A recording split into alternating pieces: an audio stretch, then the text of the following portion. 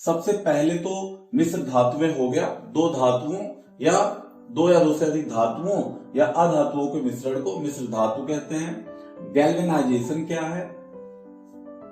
Galvanisation एक प्रक्रिया है जिसके द्वारा लोहे या स्टील पर जिंक की परत को चढ़ा दिया जाता है, या कह सकते हैं हम लोग पॉलिश कर दिया जाता है। तो जिंक को क्या क्या कहा जाता है? जिंक को जस्ता भी कहते हैं, जिंक को यसद भी कहते हैं। तो मुझे तो लगता है गैल्वेनाइजेशन से ज्यादा कठिन यसद और इसको याद करने में, फिलहाल हम याद करेंगे क्योंकि कहीं कहीं यसद दे दिया जाता है तो जिंक आता रहता है, जस्ता आता रहता है, फिर भी हम लोग गलत कर देते हैं। तो यसद या जस्ता का लेप लगा देना, जिंक का लेप लगा देना ही गैल्वेनाइजेशन कहलाता है। और गैल्वेनाइजेशन करते क्यों है? जिससे क्या हो कि वह किसी बाहर एटमॉस्फेयर में किसी चीज से रिएक्शन ना करने पाए, जिससे वह अपक्षय ना हो। धीरे धीरे क्या होता है, लोहे में जंग लग जाती है, समाप्त हो जाता है, खत्म हो जाता है, पुल वगैरह डिस्ट्रॉय हो जाते हैं। तो इससे बचाने के लिए गैल्वेनाइजेशन एक प्रक्रिया है, या हम कह सकते हैं रस्टिंग, जंग मतलब रस्टिंग से बचाने के लिए। अगला है एल्यूमिनियम। प्रश्न कई पूछे गए हैं कि निम्नलिखित में से किस धातु का प्रयोग हवाई जहाज या ट्रेन के कलपुर्जों को बनाने में किया जाता है? तो हमारा उत्तर होगा एल्यूमिनियम, जिसका परमाणु क्रमांक होता है दोस्तों 13। तो एल्यूमिनियम का परमाणु क्रमांक 13 होता है। इसका प्रयोग किया जाता है हवाई जहाज या ट्रेन के कलपुर्जों को बनाने में, क्योंकि यह जो है बहुत हल्का होता है, जिसकी वजह से इसका प्रयोग होगी। उसके बाद जो अगला मिश्र धातु है वह है टांका या सोल्डर। इसको अंग्रेजी में सोल्डर भी बोलते हैं, मैंने देवनागरी में ये लिखा हुआ है सोल्डर। तो इसका प्रयोग जो है मूलतः जुड़ाई करने के लिए होता है। तो ये बना किन चीजों का होता है? यह होता है लेड मतलब सीसा, पीबी, इसको हम लिखते हैं यहां पे सीसा। और अगर शीशे में टिन को जोड़ दिया जाए मतलब SN, इसको बोलते हैं टिन। टिन तो इंग्लिश हो गया, तो हिंदी में बोलते हैं रांगा। ठीक है, तो इन दोनों के मिश्रण को क्या बोलते हैं? सोल्डर बोलते हैं। और यदि देखा जाए तो टिन, ये सीसा का मात्रा जो होता है लगभग 70% होता है, मतलब कि 2/3 भाग लगभग सीसा होता है और 30% लगभग क्या होता है? टिन होता है। तो हम कह सकते हैं टांका या सोल्डर सीसा और टिन का मिश्रण है, पीबी और SN इसका प्रतीक होता है। ठीक है, और जिसमें लगभग सीसा 70% होता है और टिन या रागा 30% होता है। अगला है ब्रोंज।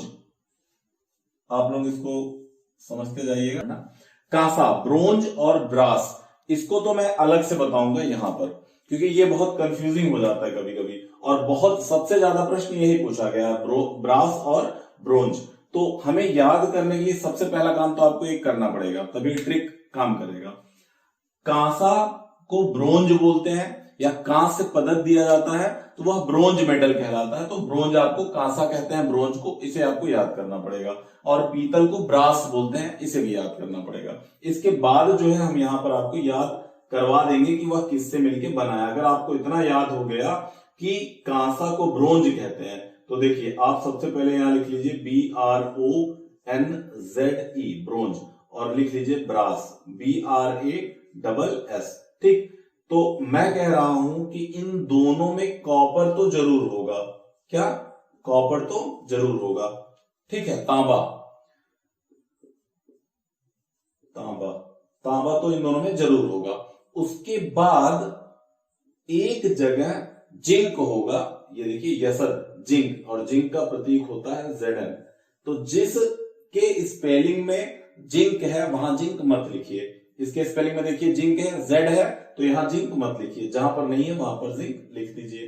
तो ये देखिए, और जहां पर जिंक था वहां SL लिख दीजिए बस। जिसके स्पेलिंग में Z है वहां जिंक मत लिखिएगा, क्योंकि जिंक ZZ, और जहां पर नहीं है वो याद कर लीजिए। बहुत कंफ्यूजिंग होता है, लोग इसको बहुत भूलते हैं, क्योंकि दोनों बिल्कुल देखने में भी ऐसा है, कॉपर और टिन, कॉपर और जिंक। पर अगर हम लोग बिल्कुल एक कोड की तरह याद कर ले, जहां पर Z होगा वहां Z नहीं रखेंगे तो बिल्कुल आसानी से याद हो जाएगा। तो ब्रास को बोलते हैं पीतल, और पीतल बनता कैसे है? जब तांबे को यसद या जस्ते से मिला दिया जाता है तो क्या बन जाता है, पीतल बन जाता है। ठीक है, और ऐसा ही ब्रोंज जब तांबे को टिन से मिला दिया जाता है, रांगा से मिला दिया जाता है तो क्या बन जाता है, ब्रोंज बन जाता है। आ रही बात समझ में? अच्छा, एक प्रश्न आता है कि पीतल का रंग समय बीतने के साथ साथ फीका क्यों पड़ जाता है? तो इसका रीजन है कि इसके अंदर जो H2S होता है, ये बेसिकली एक प्रश्न आया हुआ था, तो हाइड्रोजन सल्फाइड की उपस्थिति की वजह से इसका रंग क्या होता है, फीका पड़ जाता है। ठीक, उसके बाद ब्रॉन्ज को कांसा बोलते ही हैं। और यहीं पर एक बात और समझ लीजिए आप लोग, तो ये याद करना था ब्रोंज, तब तक ट्रिक काम नहीं करेगा। तो यहां पर कांसे में जो कॉपर है वह होता है लगभग 90%, लगभग 90%। इसको लेके ऐसे बैठिएगा नहीं कि 90 कहीं पे आप 89 पॉइंट समथिंग पा गए या 91 पा गए। तो मेरा कहने का मतलब 90% लगभग होता है कॉपर, और यहां पर कॉपर होता है 70%। कहां पर, ब्रोंज, इस ब्रास वाले केस में, पीतल में 70% तांबा होगा जबकि कांसे में 90% तांबा होगा। तो एक प्रश्न यह भी आया है कि निम्नलिखित मिश्र धातुओं में किस मिश्र धातु में कॉपर या तांबे की मात्रा सर्वाधिक होती है? तो आप बता सकते हैं कि ब्रोंज में जो कांस्य पदक होता है उसमें कॉपर की मात्रा सर्वाधिक होती है। तो ये हमें ध्यान देना है। ऐसे भी प्रश्न आते हैं कि निम्नलिखित दिए गए मिश्र धातुओं में बताइए कि किन में जो है कॉपर नहीं पाया जाता। तो लगभग कॉपर सब में पाया जा रहा है, तो जो जिसमें नहीं पाया जाएगा उसे हमें ध्यान देना होगा। जैसे एक है जर्मन सिल्वर, या इसी का दूसरा नाम है दोस्तों निकेल सिल्वर। ठीक है, जर्मन सिल्वर या निकेल सिल्वर, यह भी प्रश्न पूछा जाता है और यहां पर भी हम इसे ध्यान से देखेंगे। जर्मन सिल्वर यह 3 चीजों से मिलकर बना होता है, कॉपर, जिंक और निकेल।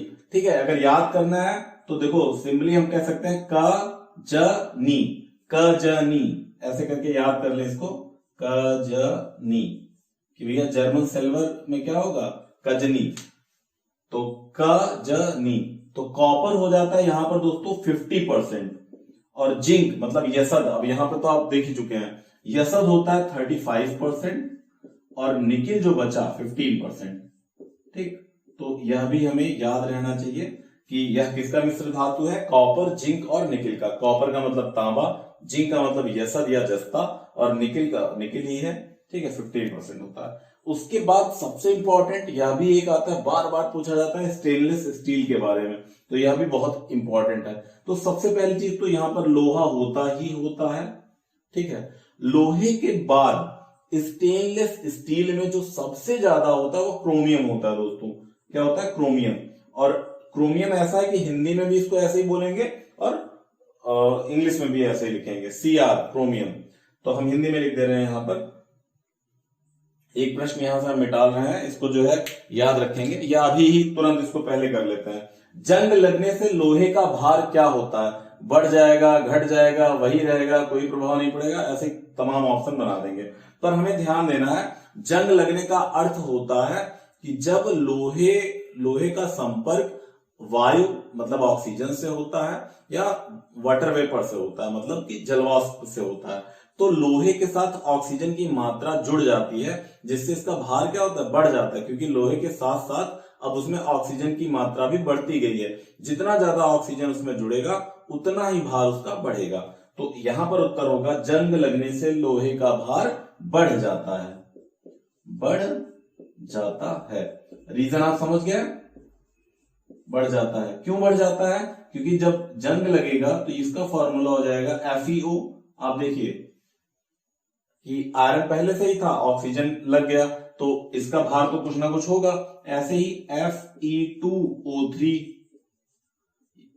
2-3 तरह के ऑक्साइड बनाते हैं। मेरा कहने का इतना मतलब है कि Fe अकेले था तब तो ठीक है, अब ऑक्सीजन भी यहां पे आ गया तो उसका भी भार जुड़ जाएगा। अभी यहाँ Fe अकेले था, अब 3 ऑक्सीजन भी आ गए तो उसका भी भार जुड़ गया, जिससे क्या होगा, वजन बढ़ जाता है जंग लगने से। तो इसे हम रब कर दे रहे हैं, और जो उससे इंपॉर्टेंट है या कह सकते हैं बहुत इंपॉर्टेंट है उसको डिस्कस करते हैं। स्टेनलेस स्टील में सबसे पहली चीज तो लोहा होता ही होता है। उसके बाद दोस्तों इसमें होता है क्रोमियम,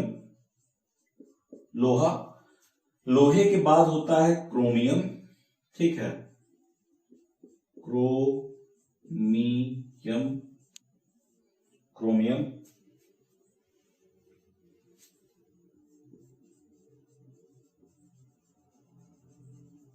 क्रोमियम हो गया। उसके बाद लोहा हो गया, क्रोमियम हो गया। इसमें हम लोग कार्बन भी मिलाते हैं और निकिल भी मिलाते हैं, पर इन दोनों की जो मात्रा है वो बहुत कम होती है। ठीक, लोहा हो गया, क्रोमियम हो गया, कार्बन हो गया और निकिल हो गया। तो लोहा तो रहेगा ही। क्रोमियम का काम क्या होता है, यह लोहे को जंग से बचाता है। ठीक है, तो इसका काम है जंग से बचाना, वो जंग लड़ाई वाला नहीं, ठीक है, जंग से बचाना। तो chromium prevent iron from rusting, ये इसको रस्टिंग से बचाता है। कार्बन क्या काम करता है, कार्बन मजबूती प्रदान करता है। ठीक है, तो कार्बन की मात्रा लगभग 0.1 से लेके 2% तक होती है, बहुत ज्यादा नहीं होती। तो आप कह सकते हो आयरन की जो मात्रा है वो लगभग 90% है, लगभग 90%। इसका अर्थ यह है कि 88, 89, पर हम 90 कहेंगे। और क्रोमियम की मात्रा लगभग 10% होती है। तो प्रश्न अब ये हो गया भाई, 100 पूरा हो गया, अब क्या?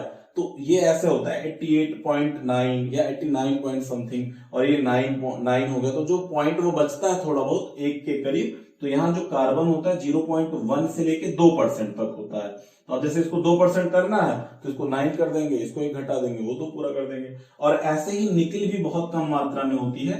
बस निकिल क्या होता है, जो चुंबकीय गुण होता है लोहे का, वो समाप्त कर देता है। ध्यान दीजिएगा, प्रश्न आता है निम्नलिखित में से किस धातु की उपस्थिति के कारण स्टेनलेस स्टील में चुंबकत्व तो नहीं रह जाता, तो निकिल हो जाएगा। तो हम कह सकते हैं कि चुंबकीय गुण का जो है विनाश कर देता है, या चुंबकीय गुण को समाप्त कर देता है। ठीक है, या लिख लो अचुंबकीय गुण पैदा कर देता है, अचुंबकीय गुण। ठीक, ये हो गया। और ये कार्बन किसके लिए जिम्मेदार है, कार्बन कठोरता के लिए जिम्मेदार है, मजबूती के लिए जिम्मेदार है। ठीक है, तो मिश्र धातु से इतने ही प्रश्न आए थे। तो हम देख सकते हैं जो है बेसिकली देखा जाए तो ब्रोंज और ब्रास, यहां पर जो है कॉपर मिलता है, कॉपर यहां पर भी है, कॉपर यहां पर भी है, और उसके बाद कॉपर यहां पर भी है।